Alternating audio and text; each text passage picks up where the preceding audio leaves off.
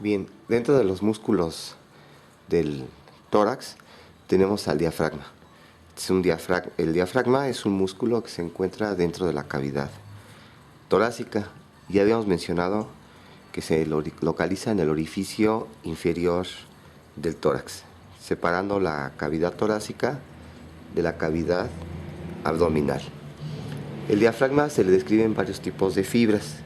Entonces tiene unas fibras de acuerdo a sus inserciones, las fibras externales, unas fibras costales y unas fibras vertebrales, que nos van diciendo los sitios donde se van insertando. Todos los tres tipos de fibras van a llegar a insertarse a lo que se denomina el tendón central del diafragma. Este tendón central del diafragma también antes se denominaba centro frénico. ¿Dónde se localiza este tendón central del diafragma? Si hacemos un corte transversal del tórax para observar su orificio inferior, tendríamos lo que sería aquí atrás la columna vertebral, una vértebra torácica, pedículo, proceso transverso, lámina, proceso espinoso, la otra lámina, proceso transverso, el pedículo y lo que sería el agujero raquídeo. Vamos a poner aquí la articulación costovertebral, el cuello, el tubérculo de la costilla y a lo que sería el cuerpo de la costilla. Continuándose hacia adelante, es una costilla verdadera con el cartílago costal. Y este cartílago costal llegando a la articulación costo external. ¿Estaría? Vamos a poner el del otro lado.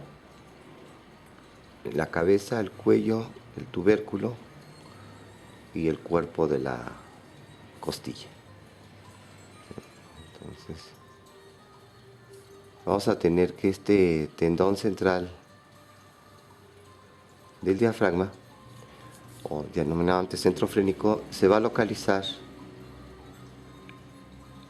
un poquito más cerca del esternón que de la columna vertebral y se describe en forma de un boomerang, o algunos autores lo describen como un trébol porque tiene aquí una pequeña prolongación anterior. Entonces se localiza más cerca del esternón que de la columna vertebral. Este tendón así aplanado en forma de un trébol o de un boomerang. Si consideramos aquí la línea media, ¿sí?, vemos que este tendón central hacia el lado derecho de la línea media presenta un orificio, que va a ser el orificio para la vena cava inferior, que se localiza más o menos a nivel de T8, la octava vértebra torácica. Entonces, estos tres tipos de fibras externales, costales y vertebrales se van a estar dirigiendo a este trébol o boomerang, de tal forma que en la porción convexa, que es la anterior, se van a estar insertando las fibras externales y las fibras costales, mientras que hacia su porción posterior, que es la cóncava, van a llegarse a insertar las fibras vertebrales. Si vemos una vista media, un corte sagital del tórax, tendríamos aquí lo que sería el esternón con su mango, su cuerpo y su apéndice gifoides, y acá atrás la columna torácica. Entonces este tendón central quedaría más o menos en este sitio, decíamos más cerca del esternón que de la columna vertebral. Si ejemplificamos que esta fuera un corte medio sagital y estamos viendo la porción endotorácica de las costillas, vamos a suponer que aquí vendría la séptima costilla con su cartílago costal. La séptima. Aquí vamos a poner la octava, que sería la primera costilla falsa. Lo estamos viendo por su cara profunda a las costillas.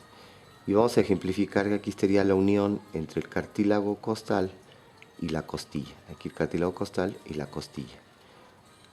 Cartílago costal y aquí la costilla y el cartílago costal de la novena, ¿sí? La décima, la costilla y uniéndose el cartílago costal. Lo estamos viendo por su cara endotorácica, por dentro la caja torácica. Entonces aquí está octava, novena, décima. Vamos a poner de las dos últimas costillas, que serían las flotantes, que decíamos que su cartílago está libre. Y aquí estaría la décima segunda. Entonces es la cara interna. Entonces vamos a tener de aquí del apéndice o apéndice gifoidea, vamos a tener primero las fibras externales. Estas fibras externales se van a dirigir propiamente hacia atrás. Se están dirigiendo hacia atrás para insertarse en la porción convexa de este tendón central. Se dirigen hacia arriba y hacia atrás. Entonces vamos a ponerlas aquí del esternón, de lo que sería el apéndice gifoidea, se van dirigiendo hacia atrás y ligeramente hacia arriba. Y estas serían las fibras externales. Después de las fibras externales tenemos las fibras costales. Estas fibras costales se van a insertar, ¿sí?, en la contigüidad de la costilla con su cartílago costal. ¿En qué costillas? En las seis últimas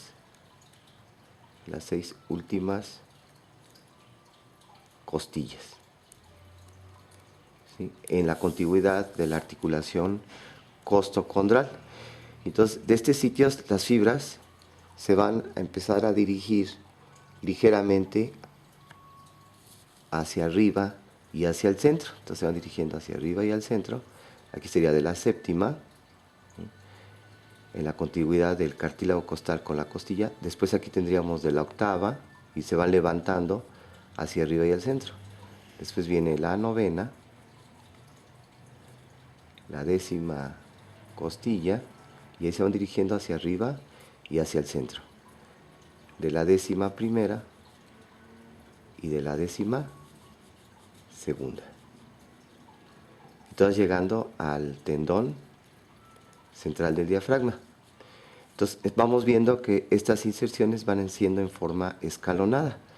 Las fibras más anteriores, que son de la séptima costilla, son las más superiores, y las de la décima segunda son las más posteriores, pero también las más inferiores. Entonces van haciendo en forma escalonada, ¿sí? Séptimo, octavo, noveno, décimo, décimo primero y décimo segundo.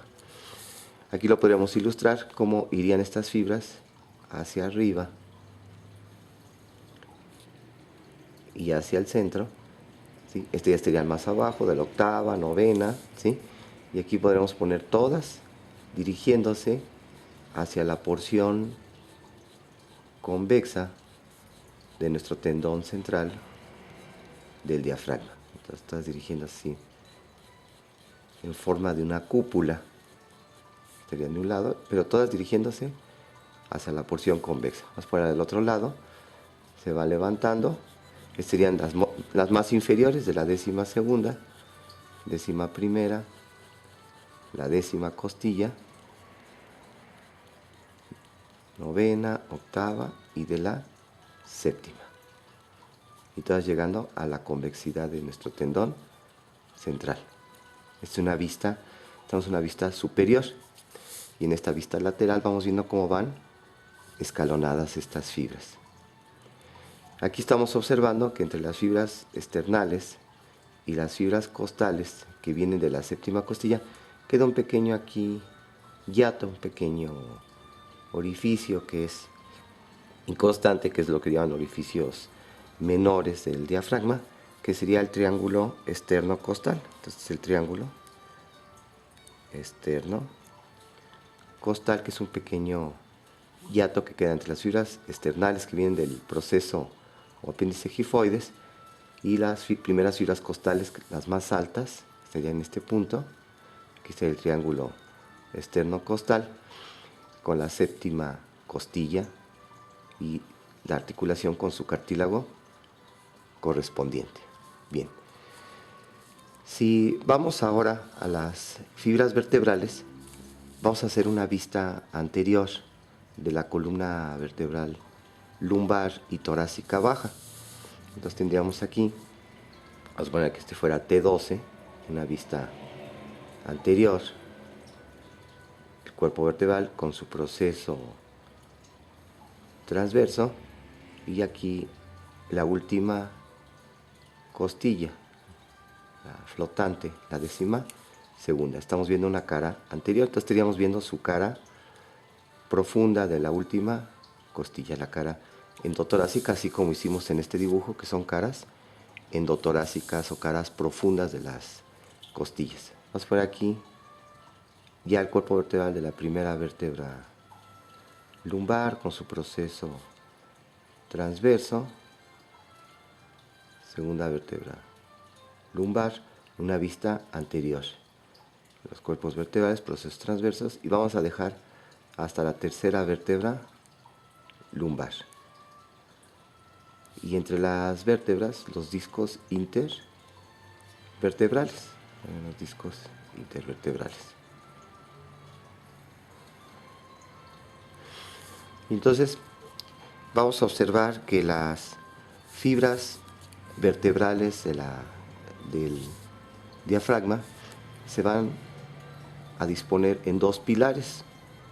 Un pilar derecho, que es muy grande, y un pilar izquierdo, que es menos voluminoso. Entonces insertan el pilar derecho y pilar izquierdo, son las fibras vertebrales del diafragma. Vamos a describir primero el pilar derecho. El pilar derecho se va a estar insertando, ¿sí?, en los discos intervertebrales y los cuerpos vertebrales adyacentes de las tres primeras vértebras lumbares. Aquí estaría L1, L2 y L3. Entonces te va insertando aquí en los discos intervertebrales y los cuerpos vertebrales de las tres primeras vértebras lumbares. ¿Dónde más se va a insertar? Se va a insertar en lo que se denomina el ligamento arqueado medial.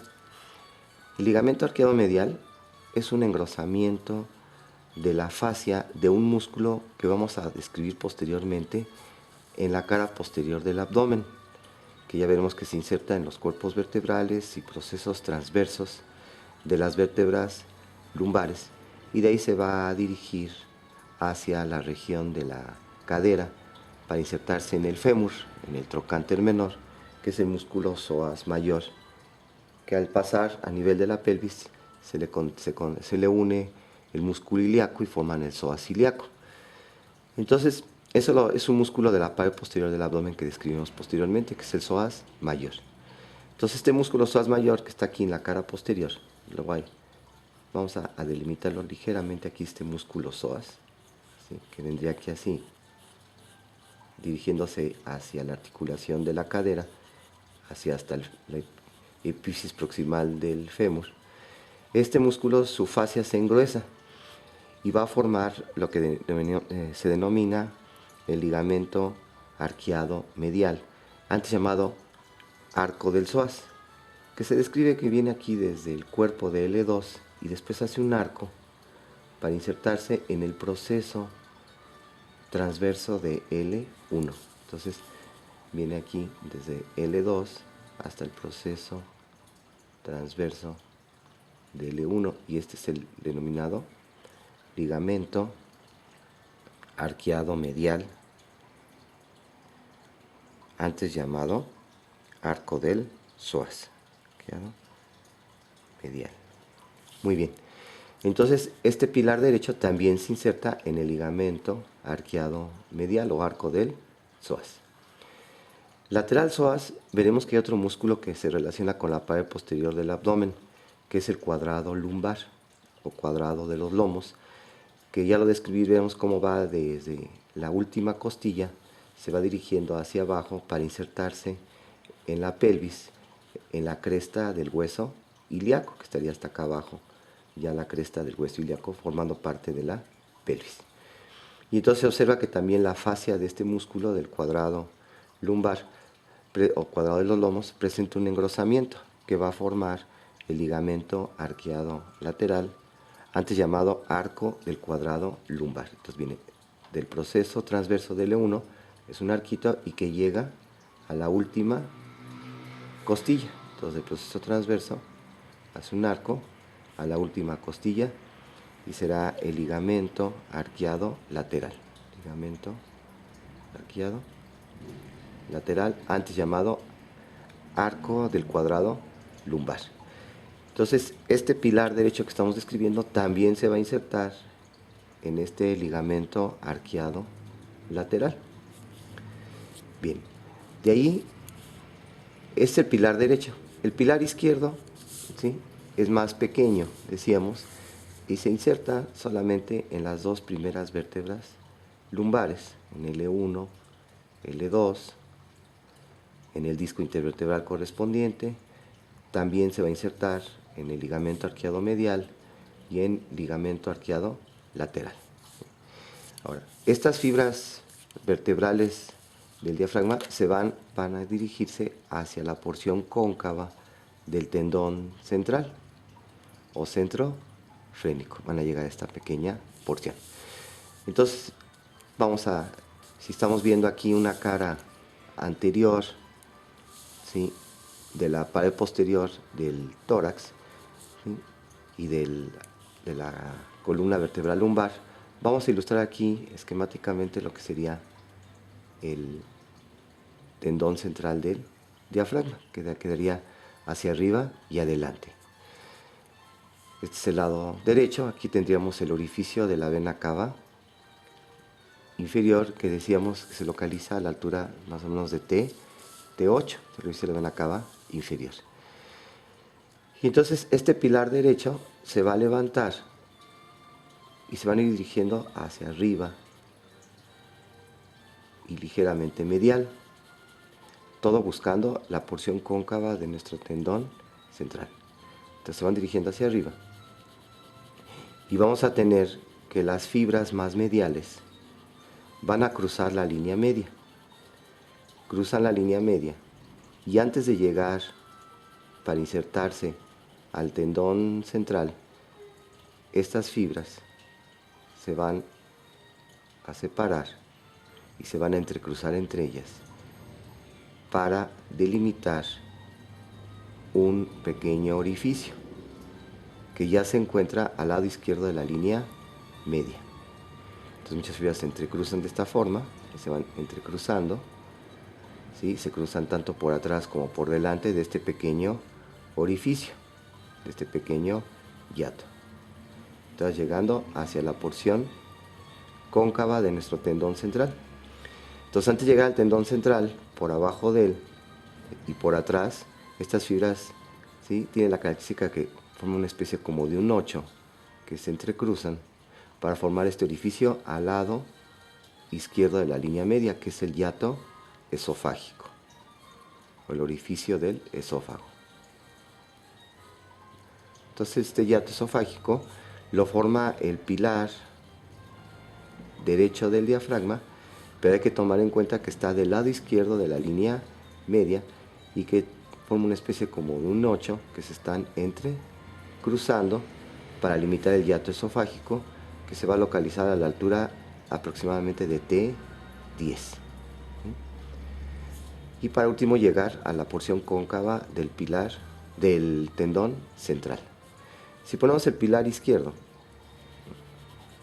este pilar izquierdo decíamos que se levanta de L1 y L2 y también se va a dirigir hacia arriba y hacia adelante y es menos voluminoso, que está insertándose en el ligamento arqueado medial, ligamento arqueado lateral y también dirigiéndose hacia la porción cóncava de nuestro tendón central.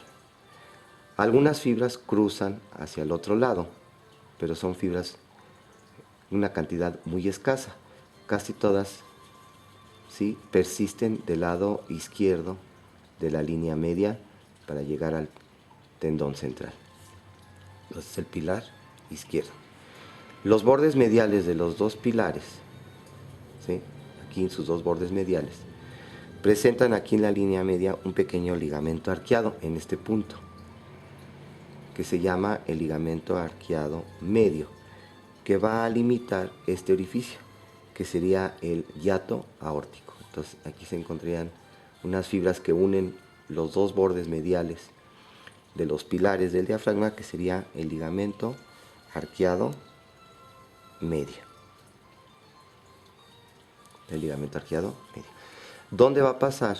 Donde va limitando el hiato aórtico, donde va a pasar la aorta, donde es la continuación de aorta torácica con aorta abdominal. Es el hiato aórtico, que se encuentra ligeramente hacia el lado izquierdo de la línea media, y donde también va a pasar el conducto torácico, un conducto linfático muy grande, y que se localiza este hiato aórtico a nivel de T12. Entonces estos pilares son importantes porque van a limitar tanto el anillo o el hiato aórtico, como también el pilar derecho va a formar del lado izquierdo de la línea media el anillo, el hiato esofágico a la altura de T10. Y aquí estaría el orificio de la vena cava inferior a la altura de T8 y al lado derecho de la línea, de nuestra línea media. En este dibujito lo podemos completar aquí así.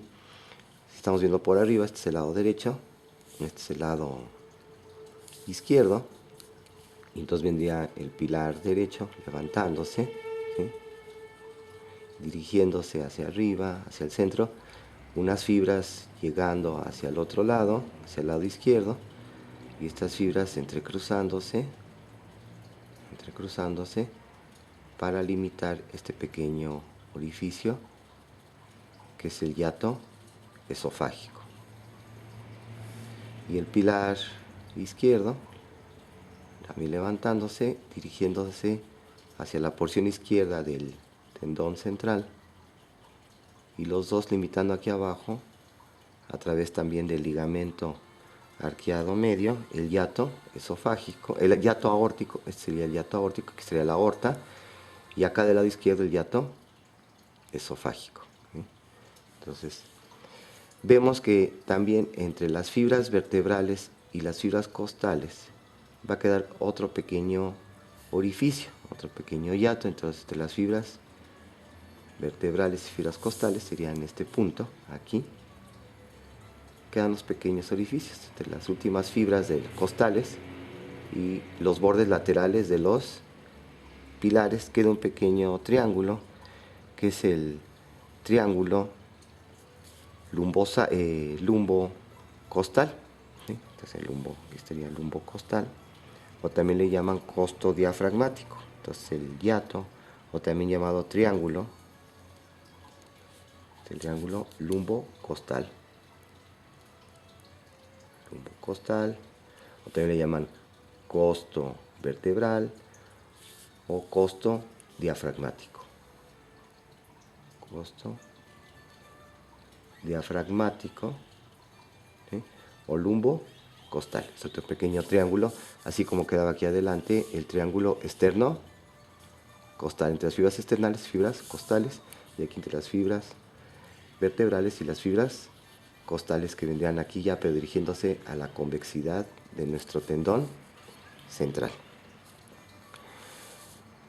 Bien, entonces de esa forma vamos ya analizamos las fibras del diafragma con sus tres orificios mayores, que de arriba hacia abajo son el hiato de la vena cava inferior, decíamos a nivel de T8, el del hiato esofágico a nivel de T10, y del hiato aórtico a nivel de T12, y unos orificios menores, el triángulo externo costal y el triángulo lumbo costal, o costo diafragmático o costo vertebral. Muy bien. Ahora, ¿qué elementos pasan? Pues de la vena cava inferior. Bueno, la vena cava inferior junto con ramas terminales del nervio frénico derecho, por el hiato esofágico, el esófago, y los nervios vagos, el vago izquierdo por delante y el vago derecho por atrás. y por el anillo o el hiato aórtico a nivel de T12, la aorta y también el conducto torácico, ¿sí? Y a veces están pasando también partes de las venas hemiácigos del lado izquierdo y ácigos del lado derecho, aunque estas se pueden abrir por pequeños orificios independientes a nivel de los pilares del diafragma, las venas hemiácigos y ácigos, que ya las veremos, que reciben el drenaje de las paredes del tórax y también de muchas vísceras intratorácicas. El diafragma, como sabemos, tiene forma de una cúpula, dos cúpulas, una cúpula derecha y otra izquierda. Si hacemos esquemáticamente aquí, ponemos el tórax con el hiato o el estrecho torácico superior, o también denominado opérculo torácico, aquí el orificio inferior del tórax, el ángulo subcostal, aquí el apéndice gifoides. Tendríamos aquí la cúpula diafragmática derecha y la cúpula diafragmática izquierda. La derecha ligeramente más elevada que la izquierda, ¿sí?, que más o menos alcanza el quinto espacio intercostal, y esto es debido a una relación importante del hemidiafragma del lado derecho, que es con el hígado, con el lóbulo derecho del hígado.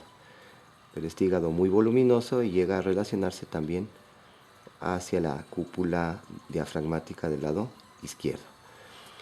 Otra relación importante de los diafragmas hacia abajo, aparte del hígado, será con ya veremos, con el fondo del estómago, ¿sí? Aquí estaría relacionándose con el fondo del estómago, y también hacia el lado izquierdo con el vaso.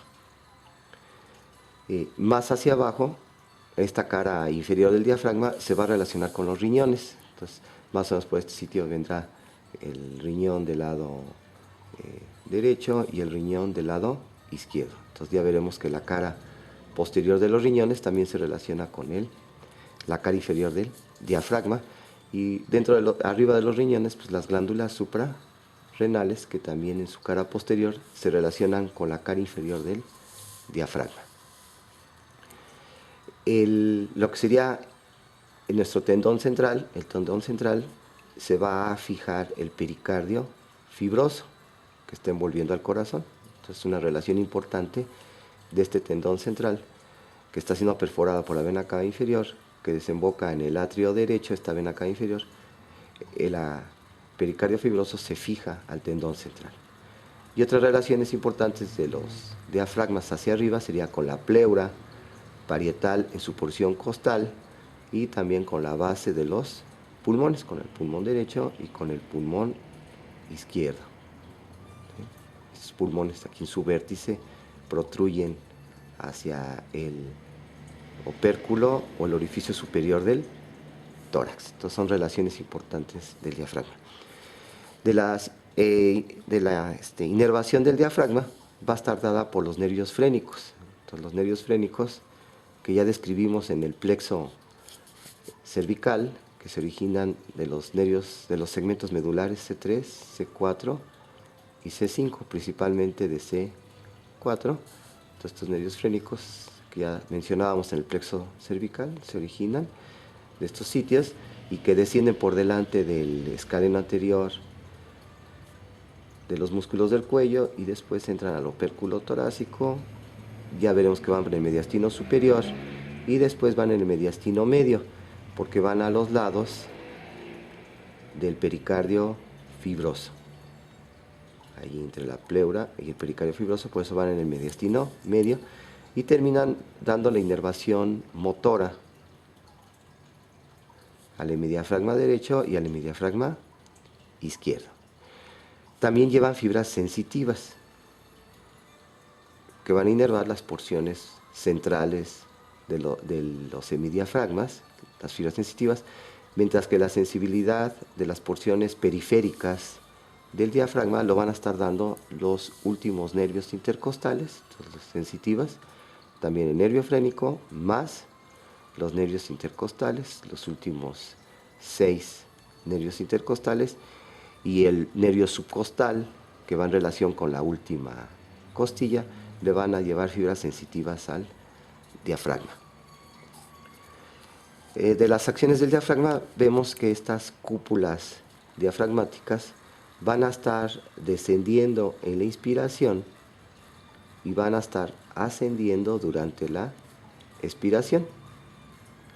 Entonces, durante la inspiración, las vísceras abdominales superiores, sobre las supramesocólicas, se descienden, ¿sí? Y durante la expiración ascienden. Entonces, al descender durante la inspiración, las cúpulas diafragmáticas, lo que van a hacer es incrementar los diámetros del tórax, tanto el diámetro en sentido transverso, ¿sí? Al descender estas cúpulas, van a provocar aumento del diámetro transverso. También aumenta el diámetro vertical de la cavidad torácica, ¿sí? Al descender aumenta el diámetro vertical. Y también en sentido lateral, ¿sí? Al descender, lo que van a hacer es incrementar el diámetro antero-posterior de la cavidad torácica.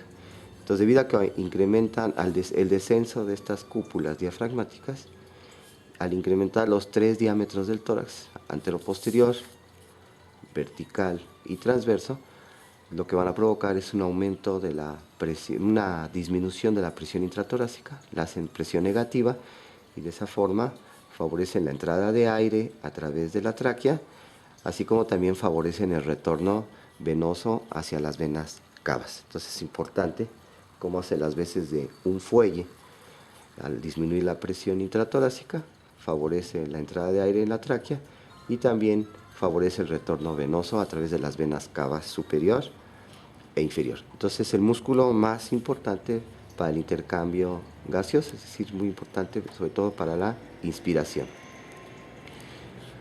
Entonces, quiere decir que es un músculo estriado voluntario, que sabemos que los nervios frénicos están siendo inervados en una forma, vamos a decir, de un centro respiratorio que se encuentra a nivel de la médula oblongada, pero también reciben fibras de la corteza cerebral, ¿sí? Fibras córtico-espinales, y entonces hacen que también sea en forma voluntaria la respiración o en forma refleja a través del centro respiratorio que se encuentra en la médula oblongada. Bien, entonces de esa forma ya tenemos las relaciones y la función más importante del diafragma. El diafragma se puede llegar a perforar si hay un traumatismo abdominal cerrado, sobre todo en la porción cerrada, en la porción superior del abdomen, como sucede en un choque automovilístico y el sujeto no trae cinturón de seguridad, choca contra el tablero o el volante y este aumento de la presión, ¿sí?, hacia la porción superior del abdomen. Este aumento de la presión intraabdominal puede provocar una ruptura, un desgarramiento del diafragma, que generalmente es del lado izquierdo, debido a que el del lado derecho se protege por la presencia del hígado. Claro, puede haber también perforaciones penetrantes del diafragma, ¿sí?, por heridas de bala o utensilios punzocortantes que pueden atravesar al diafragma y provocar lesiones combinadas tóraco-abdominales que hay que operar.